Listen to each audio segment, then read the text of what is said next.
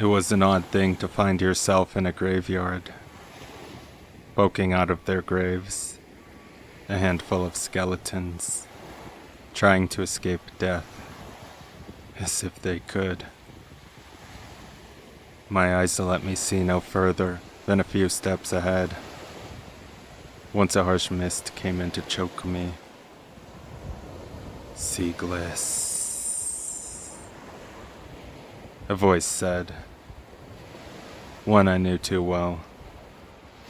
I wiped a few tears off my cheeks and started running towards the voice.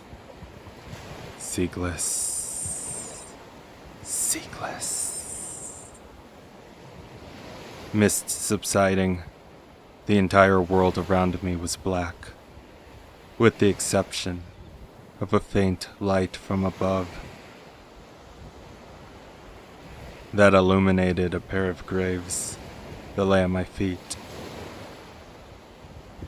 Elis, King of Lethine, read the first. Poor Terea, Queen of Lethine.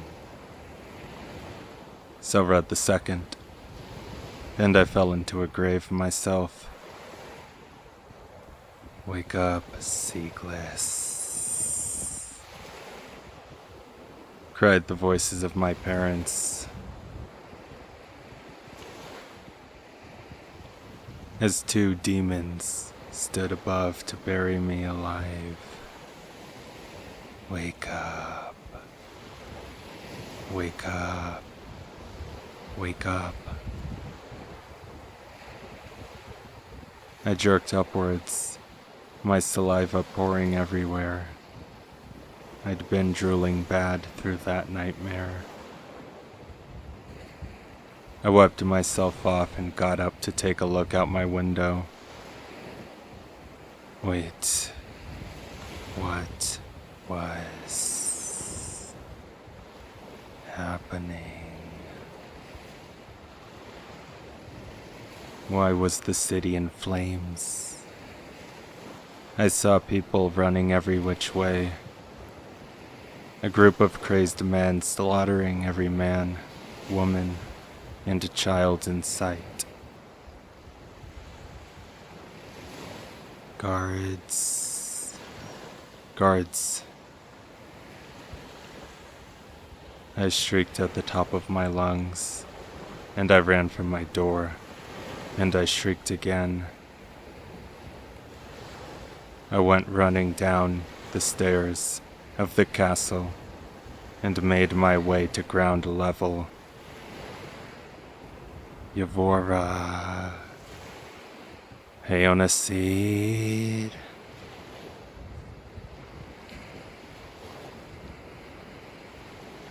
The screams and roars of battle, the clanging of swords only grew worse as I raced to the front door of the castle. How hadn't I seen any attendants yet? Where was everyone? I busted through the front doors like I'd been catapulted, my path taking me straight into the chest of a large man, screaming so loud it hurt. My recourse. Burying my face into my shoulder, I also tried to shove the man down in vain. He was too strong for me. My lady, the man cried. My lady. And then I stopped trying to fight him, understanding who the man was. Veseleth grabbed me by the hand and took me back into the castle, all the way to a seemingly standard hallway, after dragging me to the northern side. But the both of us knew better,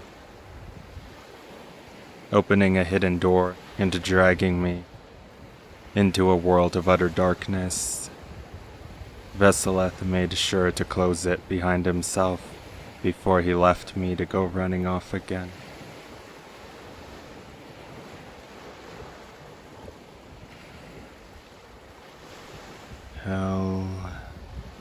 hell on earth was upon us all. The screams reaching me kept getting worse, more and more distorted as time went on. Tears wiggled down my face, and falling to my knees, I could feel every goosebump running up and down my frame. In the dark, utterly silent, absolutely motionless. So was me for half an hour, until my ears caught something new. Footsteps. Harsh footsteps. I crawled away from the door and did my best not to whimper too loudly. At last, I saw something to make me stop crying. Veseleth was back. He had a candle in tow, hurried in, closed the door again. Frozen, I stayed on my knees while I listened to the screams as they hit their loudest point yet. Subsequently, the sounds of war began to fade until there was nothing.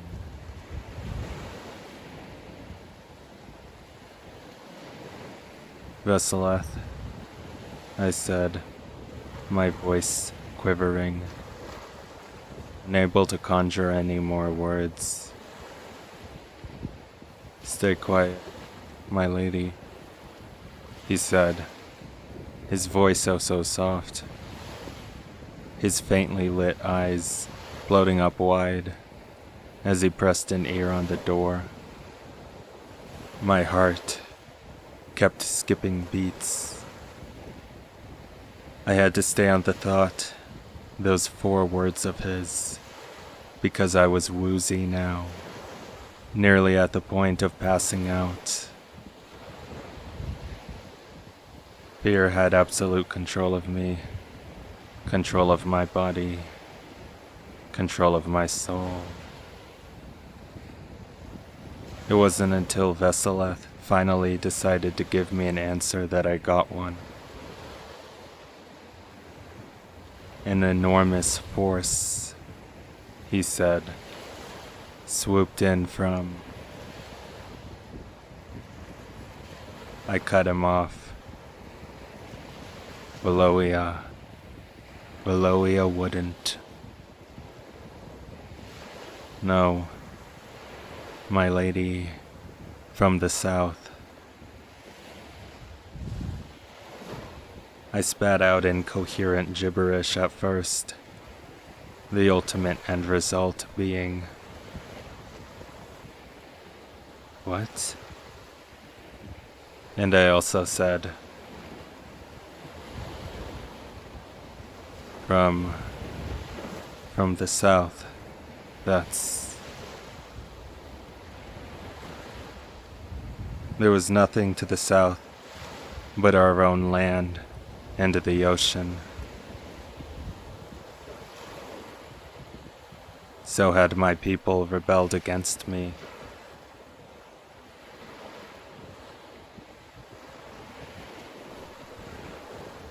Footsteps came from the other side of the door to cut me off. It was hidden, so I had to imagine we were perfectly safe. All the same, Veseleth pulled me to my feet and drew his sword. We heard arguing on the other side, and then the moment I heard my name, I lost my footing. Veseleth caught me, and we heard what sounded like footsteps sprinting off. They'd been looking for me.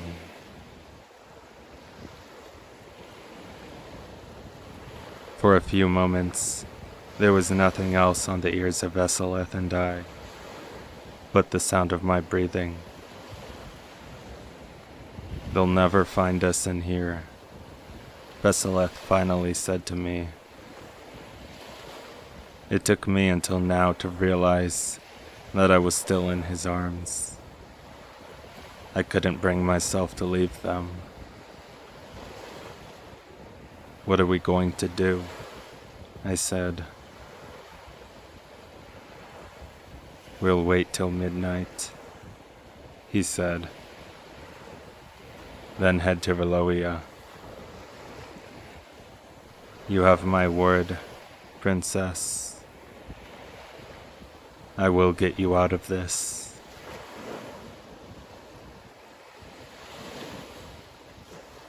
I was still in his arms. Again, I'd completely forgotten, probably in part to how comfortable the strength of his grip was. Veseleth wasn't any old knight, but the greatest in my nation, in the nation of Lethine. He was a general, as chivalrous as he was strong, with soft eyes that said, "I'm here for you, always." His eyes and ears were still aimed at the door. Only once I realized for a third time that I was still off my feet, nestling in the warmth of his arms, did I finally arise.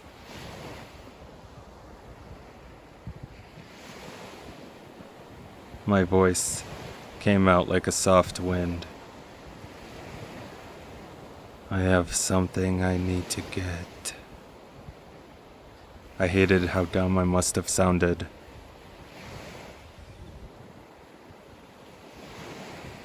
But I was too anxious to keep speaking. Like any normal person would have, he assumed I was speaking of some unnecessary belonging in the castle. "My lady," he said, "are you sure it's essential?" I nodded, then pointed down the hallway, which he did not even see me do. I had to squeak out. "It's down this hallway."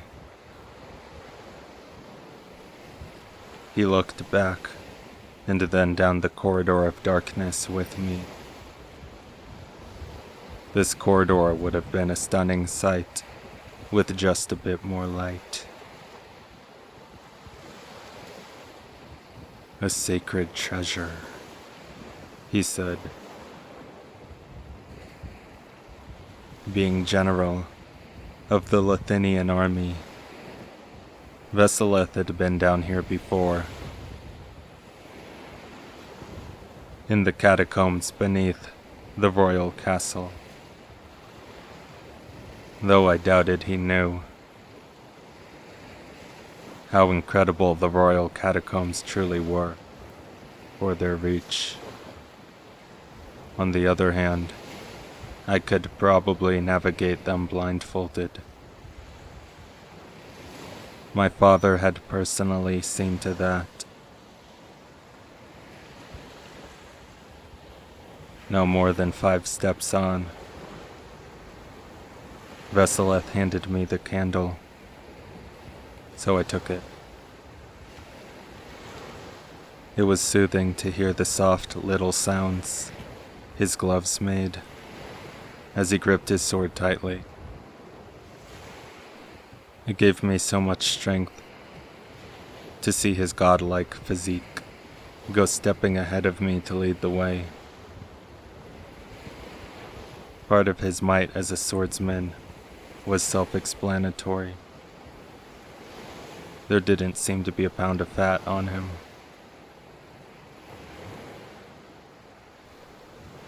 "I'll lead the way," so he said. I nodded, and so had him lead us further, through the hallway, under what would have been the courtyard. and we heard faint screams above. Veseleth heard as my footsteps started to get erratic, reached out like a keen cat to help keep me on my feet. My heart was beating, painfully yet again. We kept on going to the room of sacred treasures. He took a step as if to enter, but then he stopped.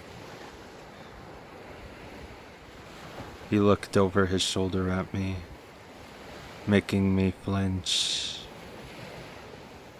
"You had somewhere else in mind," he said,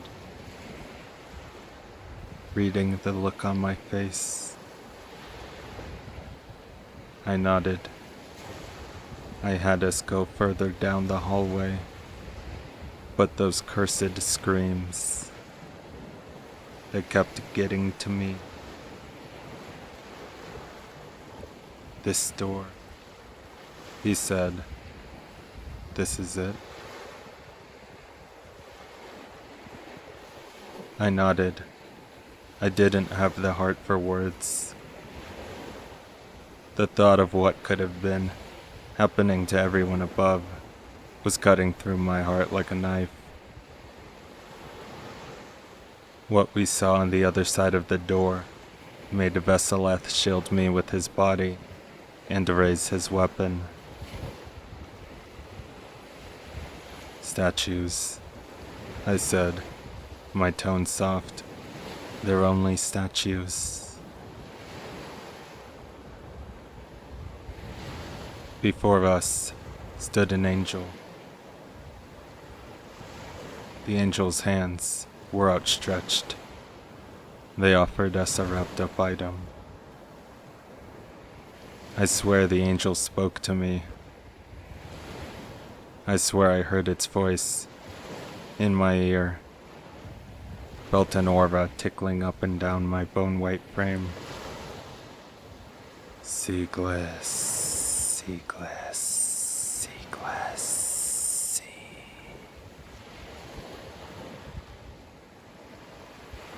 Veseleth's eyes snapped me back.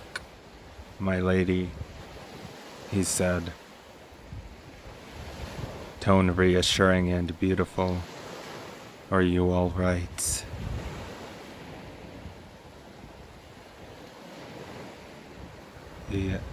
Yes. Could you grab that for me?" The General of Lethine put a hand over his heart, mouthed something to the angel I couldn't understand, and then took its gift.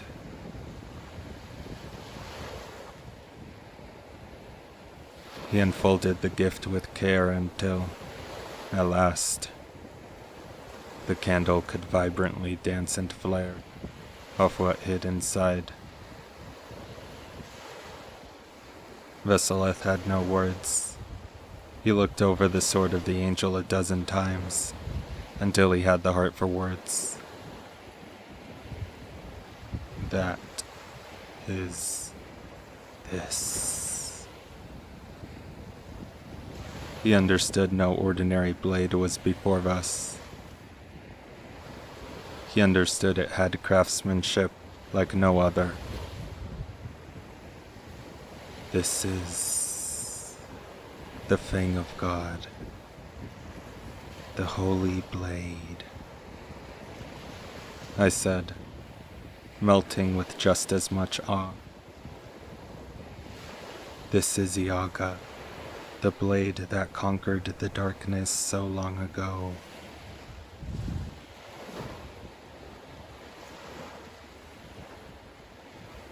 "Please, my lady," he said, taking me off guard. "Take this. I can't take it."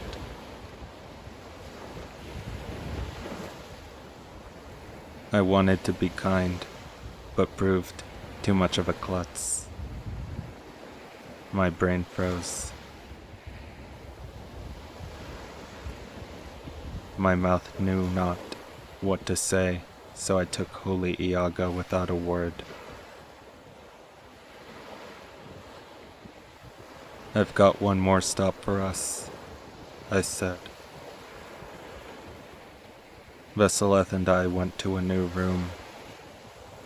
To a room with armor that glistened like the sun. I was fortunate to have Veseleth around. His knowledge and his steadfast hands. He suited me up in record time.